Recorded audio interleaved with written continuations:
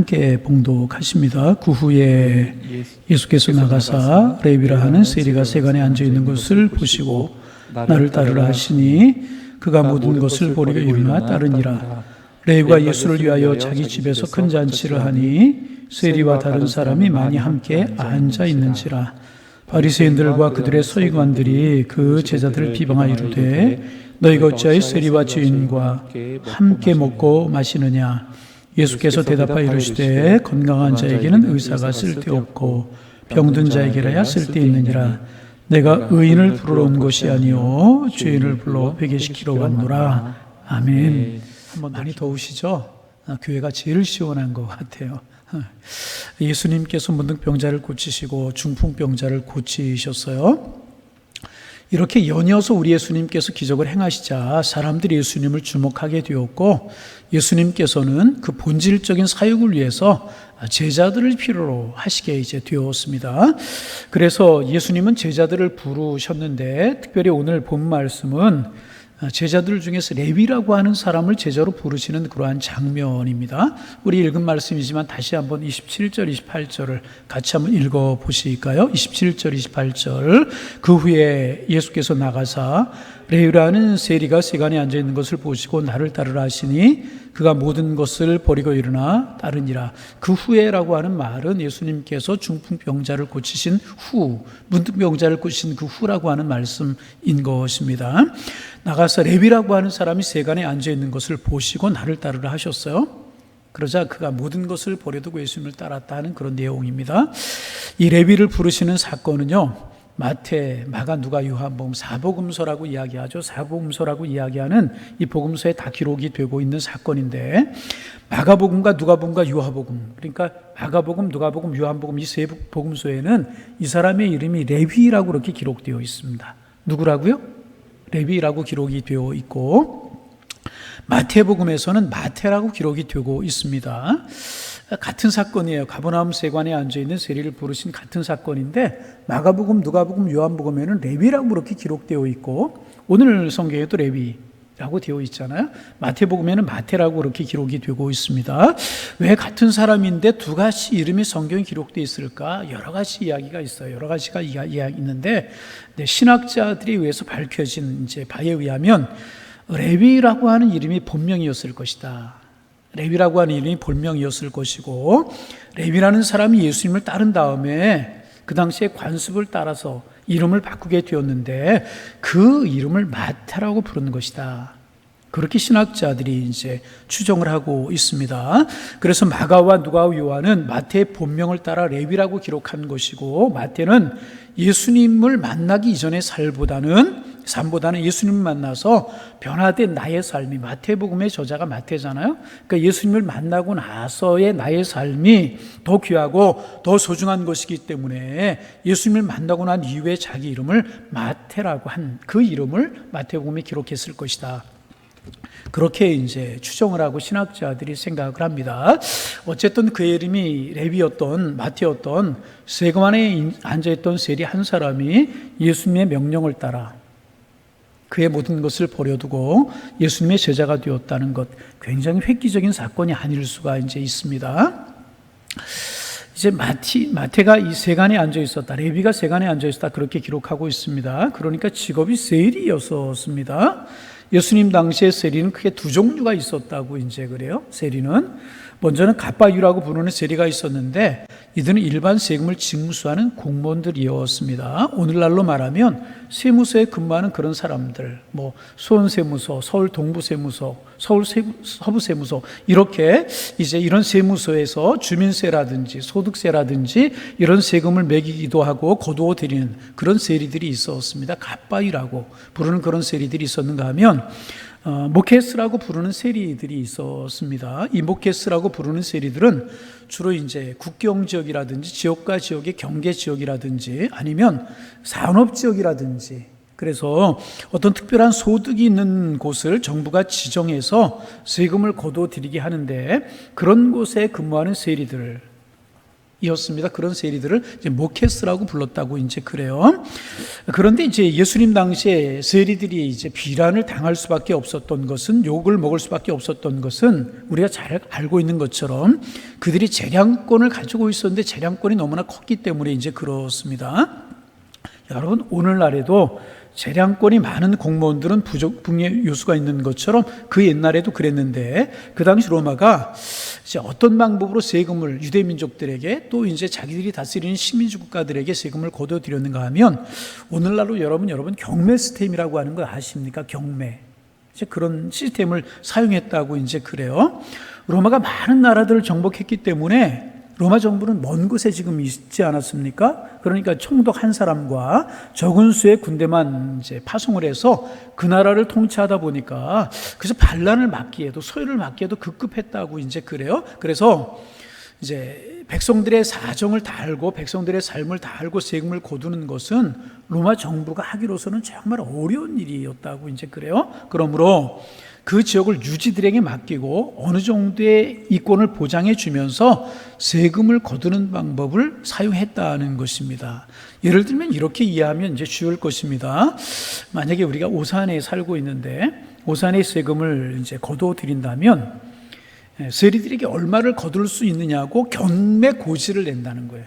오산에서 너희가 얼마만큼의 세금을 거둬 드릴 수 있느냐, 그렇게 경매 고지를 낸다는 겁니다. 그러면 A라고 하는 세리는 1억 원을 거두어서 로마 정부에 내겠습니다. 그러면 B라고 하는 세리는 1억 2천만 원을 거두어서 드리겠습니다. C라고 하는 세리는 1억 3천만 원을 거두어서 내겠습니다. 그러면 1억 3천만 원을 써낸 세리에게 권한을 주고 그 사람이 얼마를 거두든지 간에 그것은 상관하지 않았다는 거예요. 그리고 로마 정부는 1억 원만 가지고 가면 되는 것입니다. 그리고 그 사람이 2억 원을 걷든 3억 원을 걷든 그 사람 재주거라면 되는 것입니다.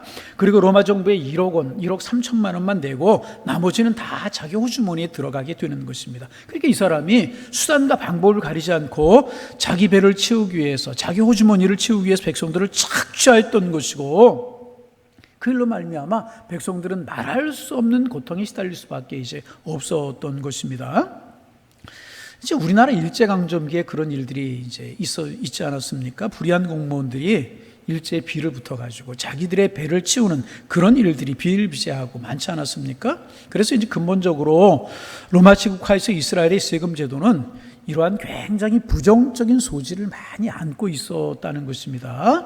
그런데 이제 그러다 보니까 백성들의 원성이 심하고 불만이 많아지다 보니까 로마 정부가 그런 문제를 알아서 가급적 불만의 소지를 줄이려고 세금을 거두는 근거를 제시하게 해서 이 갓바이라고 부르는 일반 세무 공무원들, 이런 이제 이들이 이제 그 세금을 거두는 일은 어느 정도 합리성을 가지게 되었고 큰 문제들이 이제 차츰차츰 시정이 되게 되었다고 이제 그래요.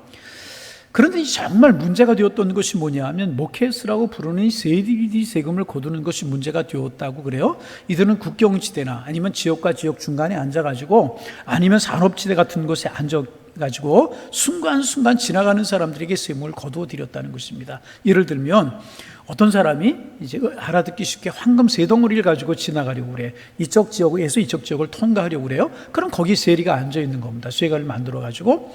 그런데 이제 그 황금은 가지고 들어오면 안 되는 황금입니다. 그런데 가지고 들어오려고 해요. 그러면 그 중에 하나를, 황금이 세 덩이라고 하면 그 한 덩이를 모케스에게 주는 겁니다. 그 모케스는 이 세금 한 덩이를 받고 두 덩이를 가지고 그 국경을, 그 지역을, 그 산업지대를 통과하게 하는 것입니다. 그러니까 아무런 흔적도 없고 근거가 없을 수밖에 없었다는 것입니다. 그러니까 자연적으로 이 갓바이라고 하는 세리들보다 모케스라고 하는 세리들이 세리들 사이에서 인기가 더 좋았다는 것입니다. 많은 것을 자기들이 가질 수 있고 근거는 남지 않고, 그러니까 자기들의 배를 채울 수가 있었으니까 갓바이라고 하는 일반 세무원 공무원보다도 이런 지역에서 그렇게 근거 없이 자기들의 배를 채울 수 있는 직업이 모케스라고 하는 세리였기 때문에 이 가파스라고 부르는 세리들보다 이 사람들이 더 인기는 많았다는 거예요. 세리들 사이에서. 그런데 백성들에게 더 욕을 먹고 더 원망을 받고 그런 사람들이 이제 모케스라고 부르는 이 세리들이었다고 이제 그래요. 자, 여러분, 세리에 크게 두 종류가 있다는 사실을 말씀을 이제 드렸습니다. 이런 배경을 바탕으로 해서 여러분 성경을 보시기를 바랍니다. 그러면 이 레위라고 부르는, 마태라고도 부르는 이 사람 갓바이라고 하는 세리였을까요? 모케스라고 하는 세리였을까요? 어떤 세리였을까요? 목사님, 날씨도 더운데 굉장히 어려운 것 가지고 시간 보내지 말고 빨리 답하세요. 그렇습니까? 가만히 한번 생각해 보세요. 이 마태는 어떤 세리였을까요? 이 세리는 어떤 세리였을까요? 목사님, 이름하기도 힘든데 그냥 지나가시죠. 그렇습니까? 이 여러 가지 정황을 보면 아마 모케스였을 것이라고 그렇게 이야기를 하죠. 왜냐하면 예수님께서 레위가 세관에 앉아 있는 것을 보셨다. 오늘 본문에 그렇게 기록하고 있습니다. 그러니까 만약 그가 갓바이였다면 세관에 앉아 있는 것을 볼 수가 없는 거죠. 왜? 그 안쪽에 실내에 앉아 있었기 때문에, 갓바이들은 실내에 앉아서 근무했기 때문에. 그런데 지금 예수님께서 레위가 세관에 앉아 있는 것을 보신 것은 어느 지방과 어느 지방 사이의 경계점을 지나가셨던 것 같습니다. 그리고 그곳에서 앉아서 세금을 걷고 있는 세리를 보셨던 것이, 레위를 보셨던 것입니다. 그러기에 아마도 이 마태는, 이 레위는 이제 갓바이라고 부르는 그런 세리가 아니고 모케스라고 부르는 세리였을 것이라는 것입니다. 그 말을 다른 말로 이야기하면 이 레위라고 하는 사람은 다른 세리들보다 더 많은 죄를 지을 수 있는 요소가 있었고 더 많은 죄를 지었다고 보아도 틀림이 없을 것이라는 것입니다. 그러므로 이 세리들은 유대 사회에서 멸시와 천대의 대상이 되었고 미움을 당했습니다. 그래서 이제 기록에 의하면 유대 사람들은 이런 이유 때문에 이 세리들에게는 딸을 주지 않으려고 그랬다고 그래요. 그래서 세리들 중에는요, 결혼도 못하고 사는 사람들이 많이 있었다고 이제 그래요. 그들은 회당에, 유대의 회당에 들어올 수도 없었고 법정에서 증인으로 설 수도 없었다고 그러죠. 유대인들은 세리들과는 식사도 함께 하지 않았고, 식사를 하다가도 세리들이 들어오면 침을 뱉고 에이퇴 더러운 세리들 그러면서 나가버렸다는 것입니다. 그들은 도적이나 강도나 살인자 같은 취급을 유대에서 받는 사람들이 세리들을 이었다는 것입니다.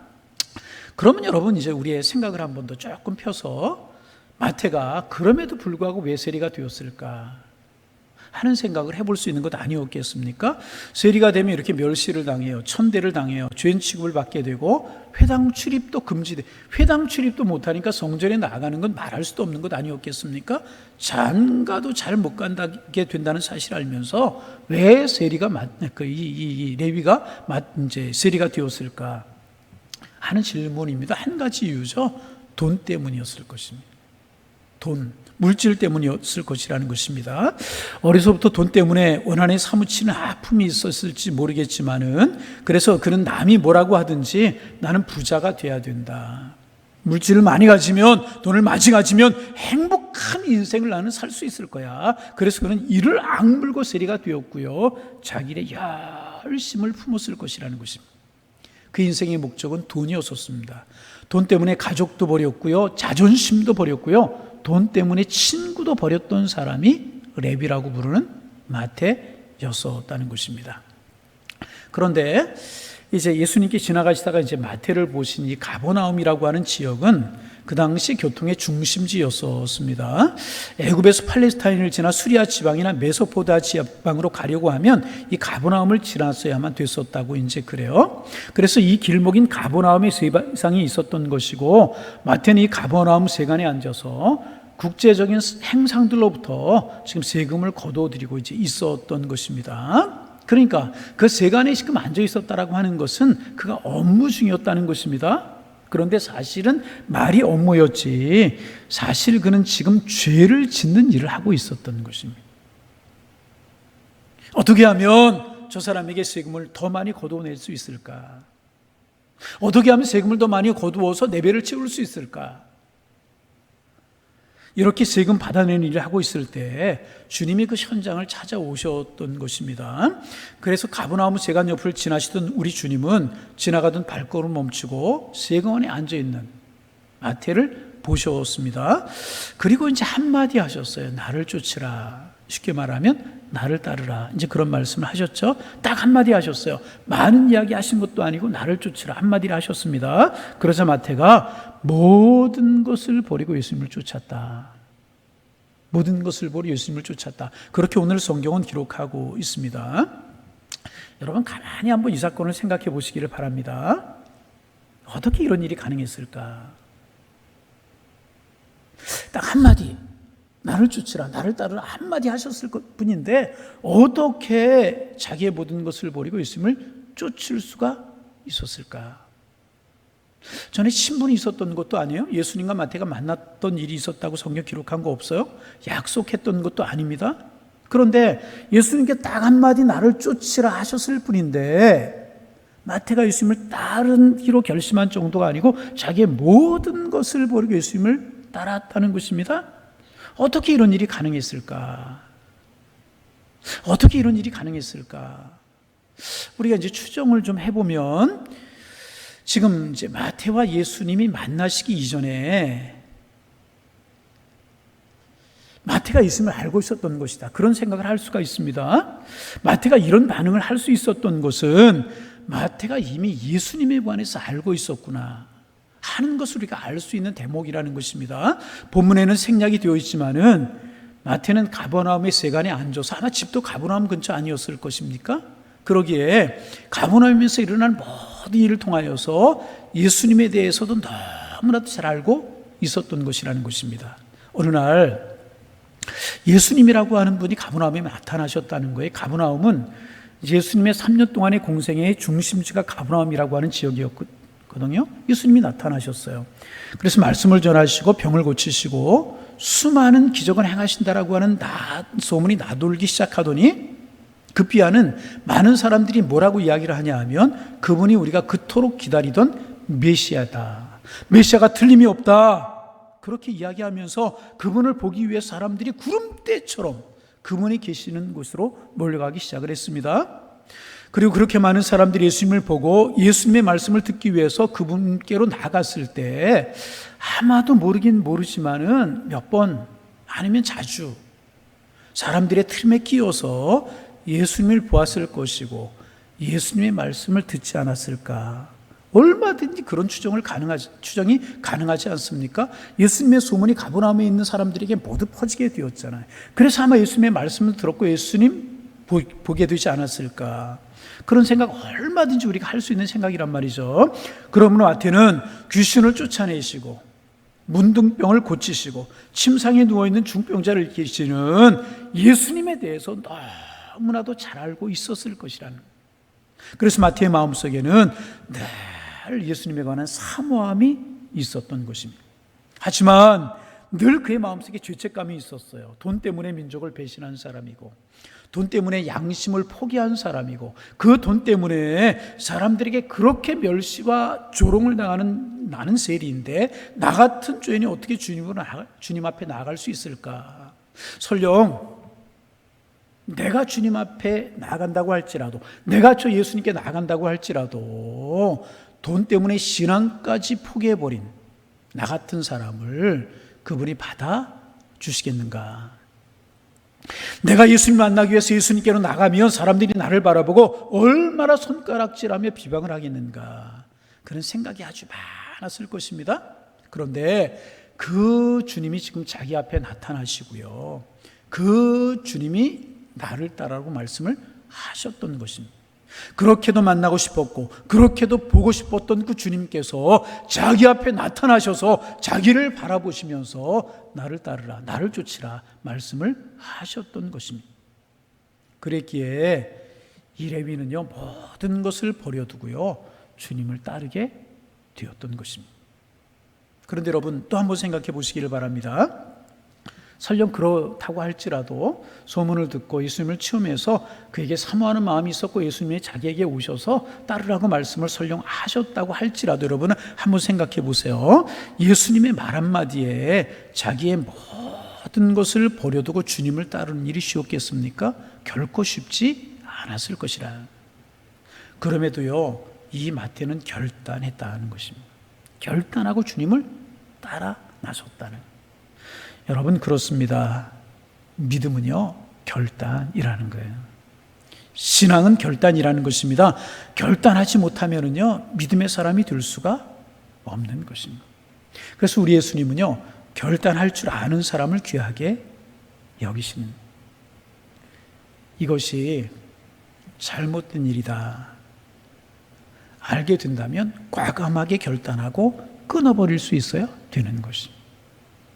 이것이 죄라고 하는 사실을 알게 되었다면 아픔이 있고 고난이 있을지라도 과감하게 끊고 버릴 수 있어야 되는 것이라. 내가 하는 이 말이 영적으로 은혜가 되지 않고 내 이 말이 은혜가 되지 않는다면, 내 이 말이 잘못된 말이라고 하는 사실을 알았다면 과감하게 끊어버리고 하나님 앞에 회개할 줄 알아야 된다.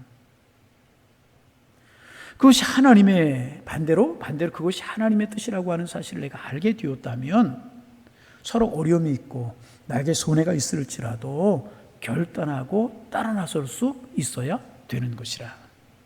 여러분, 레위가 예수님의 제자가 될 수 있었던 것은요, 그가 죄가 없는 깨끗한 사람이었기 때문이 아니에요. 말을 잘하고 능력 있고 그랬기 때문이 아니라, 세리였기 때문에, 돈이 많았기 때문에 그런 것이 아니라는 것입니다. 세리가 예수님의 제자가 될 수 있었던 것은요, 죄의 자리를 버리고 떠날 수 있는 결단력이 그에게 있었기 때문에 예수님 그를 택하셨다는 것입니다. 예수님에 관해서 알고 있었기 때문만이 아니고 그 주님에 따라 나설 수 있는 용기가 있었고 결단력이 있었기 때문에 예수님의 제자가 될 수 있었다는 것입니다. 그러기에 주님을 따르는 우리에게 필요한 요소 중에 하나가 바로 이 결단력이라고 하는 사실을 레위가 우리에게 보여주고 있다는.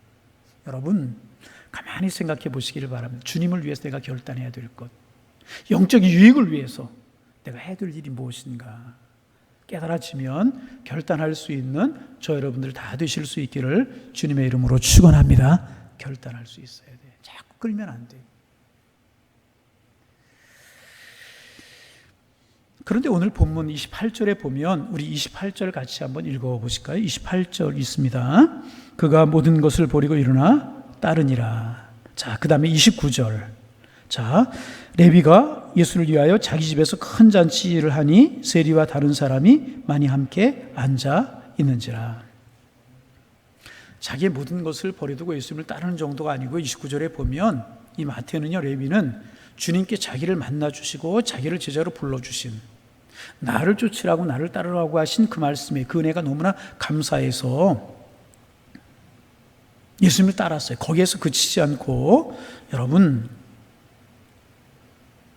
그 예수님을 위해서 큰 잔치를 이 마태가 베풀었다는 것입니다. 여러분 가만히 한번 생각해 보세요. 마태가 모은 물질들 어떻게 해서 모은 것입니까? 가만히 한번 많은 물질을 모았을지 모르겠어요. 틀림없이 모았을 거예요. 그렇게 해서 늑증이라고 하는 것을 대서 자기의 배를 불렸기 때문에 어떻게 해서 모은 것들입니까? 민족의 반역자 소리를 들으면서, 매국노 소리를 들으면서, 면허를 가진 강도라고 하는 소리를 들어가면서 이를 악물고 모은 물질돈 아니었겠습니까?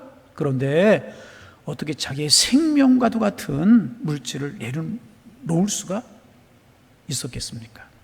그런데 그런 다 내려놓았어요. 머뭇거리거나 저울질하지 않고요, 내려놓았습니다. 여러분 이상하지 않습니까? 가만히 보세요. 그러니까 다른 말로 이야기하면 예수님을 만난, 예수님의 음성을 들은 이 마태가 변화되었다는 것입니다. 여러분 이상하지 않습니까? 다른 제자들도 마찬가지고요, 다른 사람들도 마찬가지지 않습니까? 사람들이 예수님을 만나면 왜 변하는 것이겠습니까? 마태가 변했다는 사실을 이야기하고 있는 것 아니겠습니까? 여러분, 예수님을 인격적으로 정말 만났는데, 예수님을 인격적으로 만났음에도 불구하고 그 사람이 변하지 않는 사람 여러분 보셨습니까? 예수님을 정말 인격적으로 만났음에도 불구하고 변하지 않은 그 사람이 이상한 것입니다. 여러분 성경을 보세요. 삭개오를 보세요. 바울을 보세요. 예수님을 인격적으로 만났던 사람들 보세요. 변하지 않은 사람이 어디에 있습니까? 여러분 그렇잖아요. 여러분 예수님을 만나면 변화되게 되어 있는 거예요. 가치관이 변하고요, 삶의 의미와 목적이 분명해지는 것이고요, 우선순위가 달라지게 되는 것입니다. 돈이 행복의 조건이 아니라고 하는 사실을 깨닫게 되는 것입니다. 마음속에 허무와 공허가 사라지게 되는 것입니다. 교만하던 사람이 겸손한 사람으로, 움켜쥐던 사람이 손을 펴는 사람으로, 나누는 사람으로 변화되게 되는 것입니다. 그렇게 용서하지 못하고 적은 일에 원수 믿고 적은 일에 마음이 꼬인 사람이 예수님이 인격적으로 만나면 원수까지도 사랑하는 통넓은 사람으로 변화되게 되는 것이라.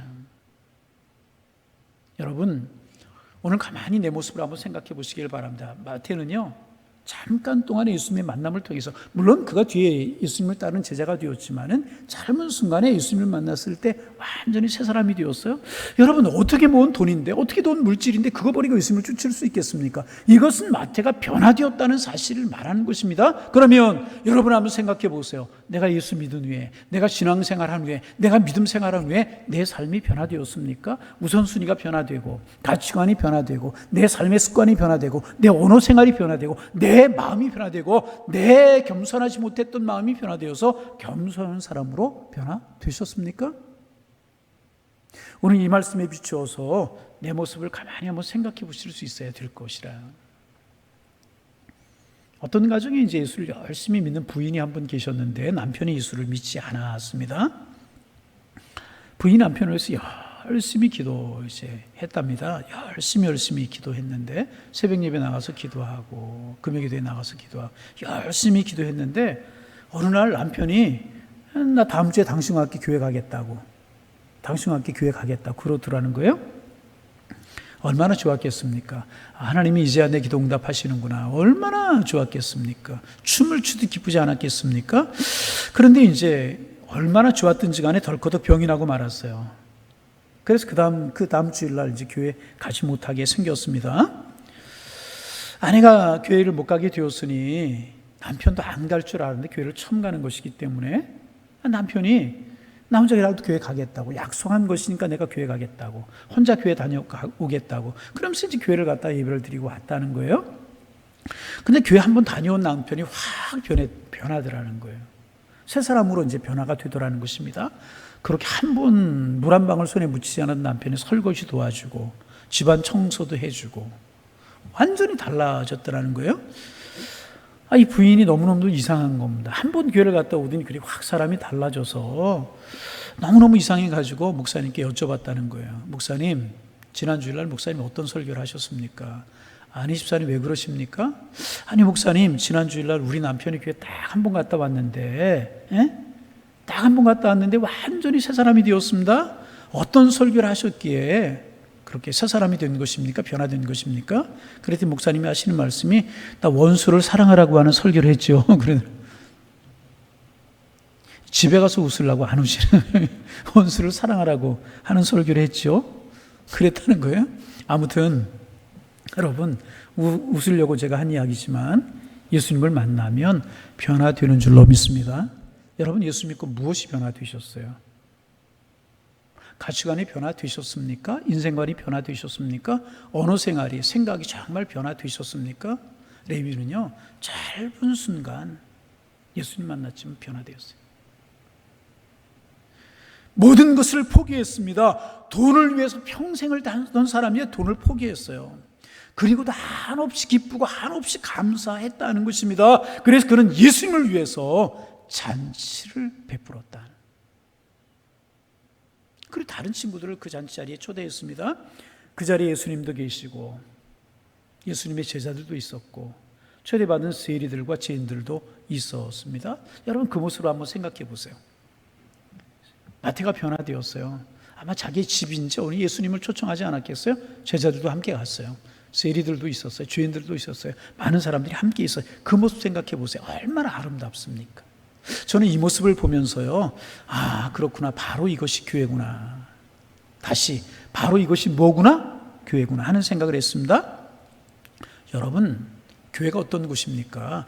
만날 수 없는 사람들이 예수님 때문에 만나서 함께 할 수 있는 것이 교회라는 거예요. 아멘.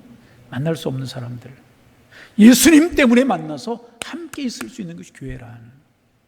함께 할 수 없었던 사람들이, 함께 할 수 없는 사람들이 예수님 때문에 한 자리에 앉아서 식사를 나누며 사랑을 나누는 그 자리가 바로 교회라는 거예요. 교회는요, 이런 다양한 종류의 사람들이, 예수님의 제자들, 세리, 죄인들, 다양한 사람들이 있었잖아요. 다양한 종류의 사람들이 주님 때문에 공동체를 누리며 한 식탁에서요 교제를 나누는 것이 교회라는. 자기와 같은 사람, 내 마음 맞는 사람, 내 동향인 사람, 이런 사람들이 모여서 교제하는 것은요, 절대로 교회가 아니라는. 어느 교회는요, 교회에서 뭐 장로님, 권사님, 안수집사님 이런 선거할 때가 있잖아요. 선거 때가 되면 출신 지역 사람들끼리끼리 모이는 교회가 있다고 그래요.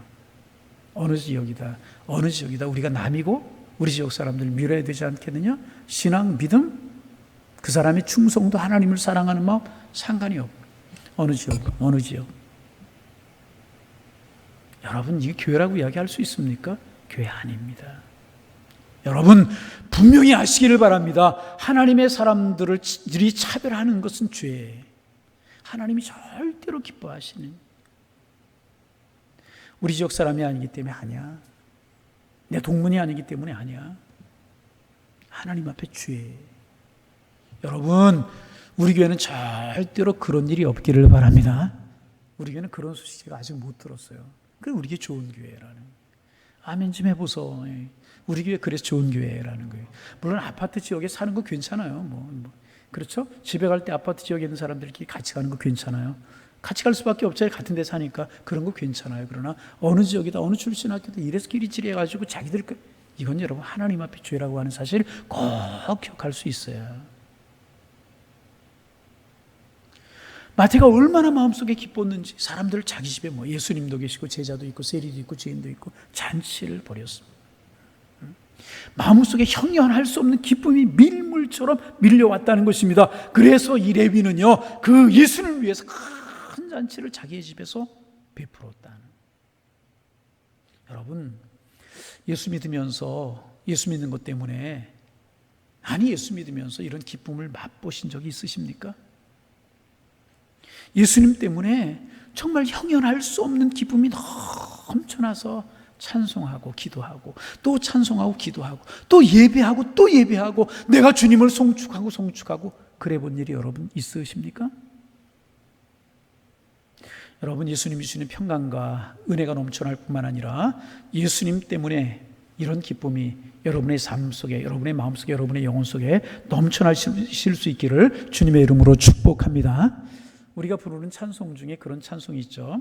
주 예수 내 맘에 들어와 계신 후 변화의 새 사람 되고, 내가 늘 바라던 참빛을 찾음도 주 예수 내 맘에 오심, 주 예수 내 맘에 오심, 주 예수 내 맘에 오심, 물림일 듯 내 맘에 기쁨이 넘치면 주 예수 내 맘에 오심. 우리 1절만 한번 해보실까요?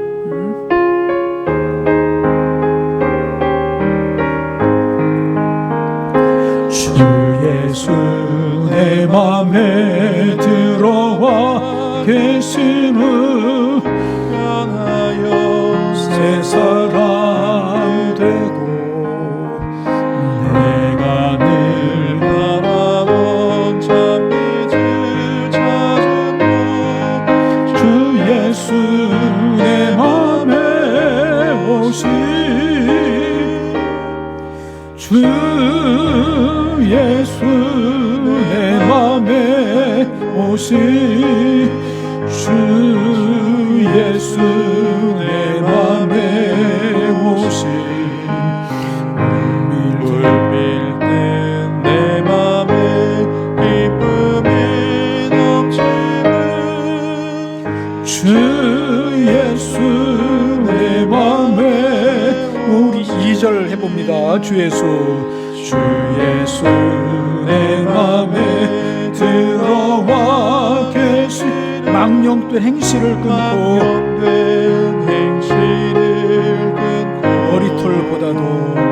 머리털보다도 더 많던 내 죄가 눈보다 더 희어졌네. 주 예수 내 맘에 오시, 주 예수 내 맘에 오시, 물밀 든 내 맘에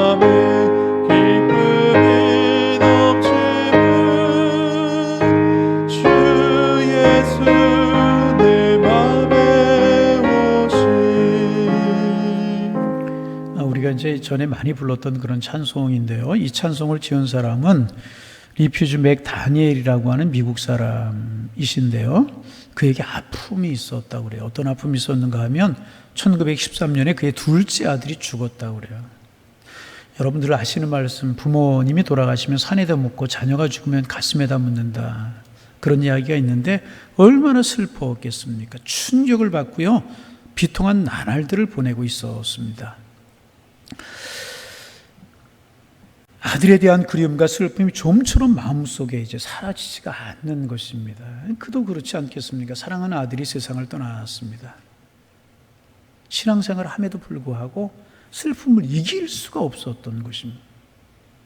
그러던 날 그가 이제 살아계신 하나님의 섭리하심을 깨닫고 마음속에 갑자기 물밀듯 밀려오는 충만한 기쁨과 환희에 휩싸이게 되었다고 이제 그래요. 성경을 보던 중이었는지 말씀을 듣는 중이었는지 기도하는 중이었는지 모르겠는지 갑자기 하나님의 섭리를 깨닫게 되었다는 거예요. 아, 모든 것이 하나님의 섭리 가운데 일어나는 일이구나. 그러면서 왠지 모르게 물밀듯 마음속에 기쁨과 충만한 환희가 밀려오더라. 자기의 마음속에 찾아든 이 기쁨은 어느덧 자기 아들의 죽음으로 인한 슬픔과 고통을 온통 삼켜버리고 말았다. 그분의 표현이 그렇게 표현을 한 것입니다. 주님께서 말로 닿을 수 없는 기쁨으로 아들의 죽음으로 인해 슬픔 가운데 사로잡혀 있는 아버지를 위로해 주셨던 것입니다. 그래서 만든 시가 바로 주 예수 내 마음에 들어와 계신 후 변하여 새 사람 되고 라고 하는 이 찬송을 지으게 되었다는 것입니다. 이 정말 찬송가 깊이 생각하면 그 사람의 마음속에 기쁨이 넘쳐나는구나 하는 생각을 우리가 할 수 있는 것 아니겠습니까? 마태에 그 순간에 주님을 만났어요. 얼마나 기뻤겠어요. 그러자 돈이 주지 못한, 많은 황금이 주지 못한, 사람들이 주지 못한 기쁨이 그 마음속에 있었기 때문에 큰 잔치를 배설했다는 것입니다. 그리고 이러한 마태의 행동은 예수님을 만난 우리의 삶이 축제다 하는 사실을 우리에게 보여주고 있다는 것입니다. 여러분, 자기의 모든 것을 버렸어요. 그런데 어떻게 기쁠 수가 있겠어요? 돈의 노예가 되어서 움켜쥐고 살아갈 때는 기쁨이 없었는데 움켜쥐었던 것을 놓고 나니 기쁨이 임하기 시작을 했다는. 더 가지려고 몸부림을 칠 때는 기쁨도 없고 감사도 없었는데 다 내려놓고 주님 바라보자 한없는 기쁨이 마음속에 영혼 속에 몰려오기 시작을 하더라는 것입니다. 마태는 모든 것을 버렸음에도 불구하고 감사하고 감격하기 그지없었습니다. 모든 것 버리고 예수님을 쫓았을 때 그의 손에 당장 쥐어지는 거 있었어요? 보장되는 거 있었습니까? 없었습니다. 그럼에도 불구하고요, 감사가, 감격이 넘쳐났다는 것입니다. 그래서 그는 예수님을 위해서 기쁨으로 지금 잔치를 하고 있었다는 거예요. 그래서 C.S. 루이스라고 하는 신학자가 이러한 이야기를 했어요. 그리스도인의 삶은 잔치와 함께 시작되는 것이다. 그리스도인의 삶은 누구와 함께? 그리스도와 함께. 그리스도인의 삶은요, 잔치와 함께 시작되는 것이다. 그런 이야기를 했습니다. 여러분, 예수님이 이제 3년 동안의 공생애를 시작하면서 첫 번째 기적을 베푸신 것이 뭐예요? 갈릴리 가나 혼인잔치에서 물이 포도주로 변화시키는 기적을 일으켰어요. 가나의 혼인잔치로부터 예수님의 공생애가 시작이 되었다는 것입니다. 예수님은 제자들과 이별하시면서도요, 추후에 만찬을 하셨어요. 예수님께 다시 재림하실 때 구원받은 그리스도인들이 재림하시는 그 예수님을 다시 만나게 될 때도 우리는 어린 양의 혼인잔치에 참석하게 될 것이다. 그렇게 성경은 말씀하고 있습니다. 그래서 그리스도인의 삶을 한마디로 말하면 축제와 같아야 될 것이다. 잔치와 같아야 될 것이다. 그렇게 이야기할 수 있다는 것입니다. 여러분, 우리가 드리는 예배가 무엇입니까? 우리가 드리는 예배가 뭐예요? 부활 생명을 가진, 예수 생명을 가진, 하늘의 생명을 가진 하나님의 사람들이 주님과 함께 하는 잔치가 예배라는 거예요. 할렐루야. 예배는 잔치요 축제라는. 그런데 오늘날 우리 예배는요, 장례식장과 같은 예배가 많을 때가 있어요. 생명이 없고 환희가 없어요. 그저 어쩔 수 없어 나와서 예배, 그런 예배가 되어서는 안 될 것이라. 여러분, 우리가 드리는 예배가 잔치가 되기를 원합니다. 우리의 신앙생활이 축제가 되어야 될 것이라. 여러분, 다시 묻습니다. 여러분 안에 주님이 주시는 기쁨이 있으십니까? 다시 물어요. 여러분 안에 주님이 주시는 기쁨이 있으십니까? 있어야 돼요. 주님을 위한 감격과 기쁨이 있어야 하나님의 사람이라. 사도 바울이 계속 이해하지 않아요. 항상 기뻐하라. 내가 다시 말하노니 기뻐하라. 내가 이것을 너에게 이루면 내 기쁨이 너희 안에 충만하게 하려.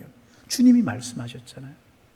여러분, 기쁨이 억지로 오는 것은 아니지만 마태가 인격적으로 주님을 만났을 때 이런 기쁨을 가졌던 것처럼 우리가 인격적으로 주님을 만나면 이런 기쁨이 우리에게 찾아오게 되는 것이라는 거예요. 여러분, 이 기쁨 가지고 세상을 이기며 살아가는 하나님의 사람들 되어주실 수 있기를 주님의 이름으로 축원합니다. 우리를 향한 주님의 간절한 기도와 소원이 무엇인지 아십니까? 예수 믿는 그리스도인들, 저와 여러분, 우리가 주님 안에서 이 기쁨을 가지고 축제와 같은 삶을 살기를 원하는 것, 그것이 주님의 기도요, 주님의 마음이라는 것입니다. 슬픔과 고통 속에 살아가는 것 주님의 뜻이 아니라는 거예요. 죄책감에 신음하며 마지못해 끌려가듯 쫓겨가듯 신앙생활하는 것은요, 절대로 성도의 삶이 아니라는 거예요. 하나님의 사람의 삶은요, 주님과 함께 누리는 축제가 되어야 될 것이라. 할렐루야. 얼마나 감사한 일, 얼마나 감사한 일. 저는 우리 양일교회 성도님들 모두가 죄와 죽음의 법에서 해방된 사람들이 되어서 축제와 같은 인생을 살다가 저 영원한 어린 양의 잔자리에 함께 참여할 수 있는 우리 모두의 삶이 되기를 소망합니다. 여러분, 그런 삶을 살기를 소망합니다. 그래서 여러분, 코로나로 좀 우리가 이런 인사 잘 못하지만 마지막으로 옆에 있는 분들하고 한번 인사해 보실까요?